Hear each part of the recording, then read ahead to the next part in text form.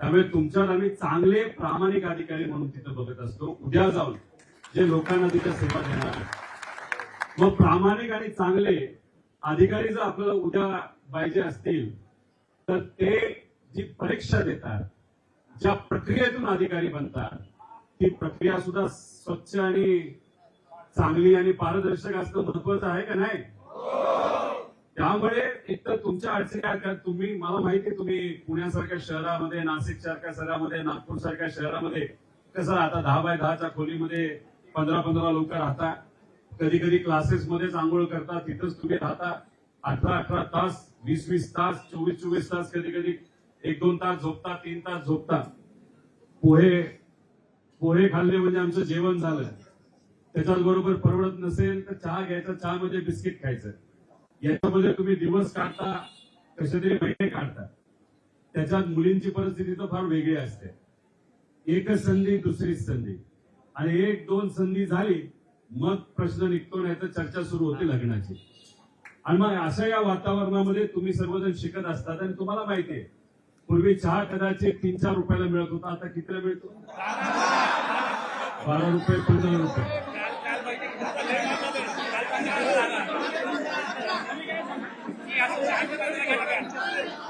देशाच्या प्रमुखांनी आपल्याला सांगितलेलं आहे की पेट्रोल आणि डिझेल महाग झाले, कमी वापरा. तेल महाग झालंय, खायचं तर ते कमी खावा. म्हणजे खर्च कुठेतरी वाढले, महागाई वाढलेली आहे.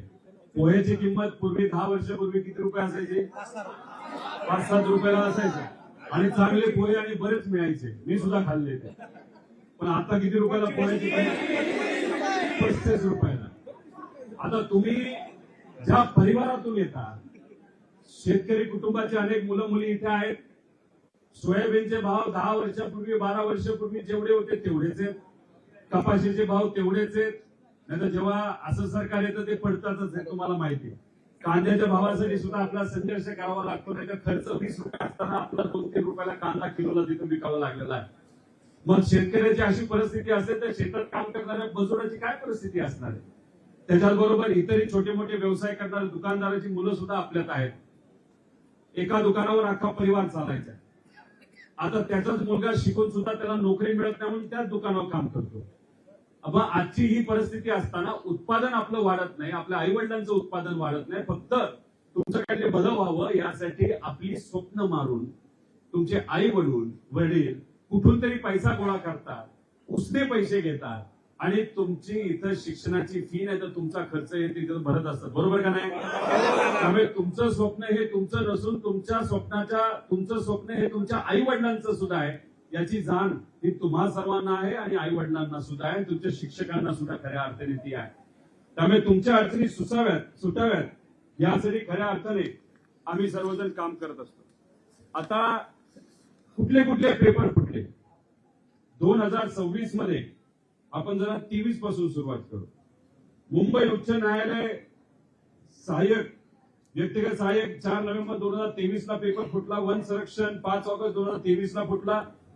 तलाठी भरती मी काय वेगळं बोलणार नाही. मला जेलमध्ये टाकणार होते, माझ्यावर एफआयआर होणार होता, पण ते विसरले की रोहित पवार जेव्हा बोलतो तेव्हा पुराव्यासकटच बोलत असतो. कधी आणि आता सिद्ध झालेलं तलाठी भरतीमध्ये सुद्धा पेपर फुटला होता. हे मी तर म्हणतच होता, तुमच्या माध्यमातून जे पुरावे माझ्याकडे आले.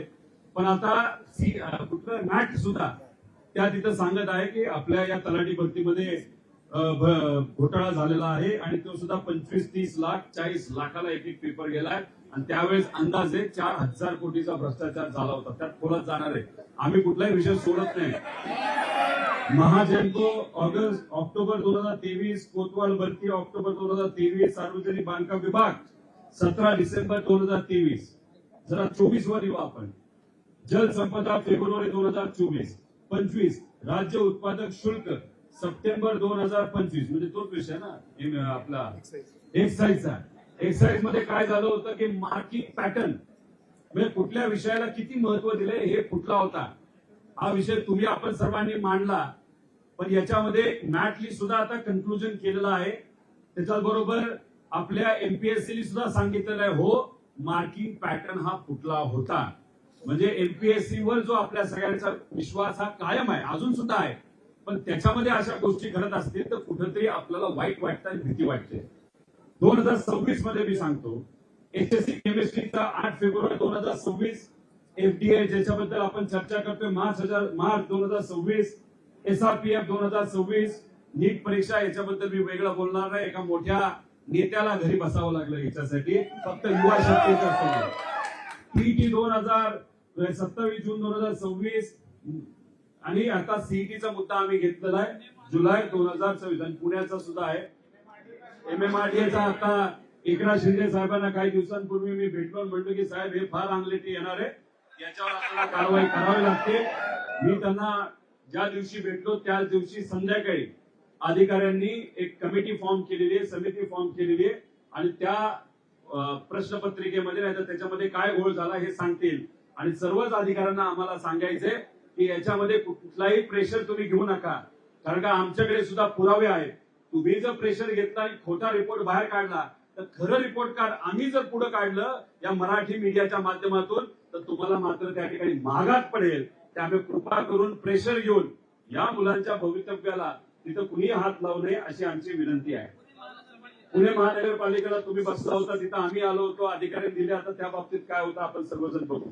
आता एफडीए पेपर कसा फुटला, कशा ऋषिकेश गांगर्डे आणि त्यांचे वकील हे तिथं जात होते, भेटत होते, काय झालं कसं झालं. 27 जुलैला पहिला पत्रकार परिषद आम्ही सर्वांनी मिळून घेतली. 27 जुलैला अन्न व औषध प्रशासन आयुक्त तुकाराम मुंडेंना आम्ही भेटलो. 27 जुलै एमपीएससी ला गेलो. त्यात काय कसं झालं प्रमोद भाऊंनी सांगितलं, त्यामुळे मी काय बोलणार नाही. तसा माझा स्वभाव फार कडक आहे असं समजू नका. मी प्रेमाने सुद्धा बोलतो, फक्त प्रेमाने बोलत असताना कुठेतरी अल्टिमेटम सुद्धा देत असतो त्यांना. त्यामुळे तिथं अल्टिमेटमच दिलं होतं की तुम्ही या बाबतीत जर तपास लगेच सुरू नाही केला तर मग तुम्हाला महागात जाईल आणि लगेचच त्यांनी तिथं तपास सुरू केला.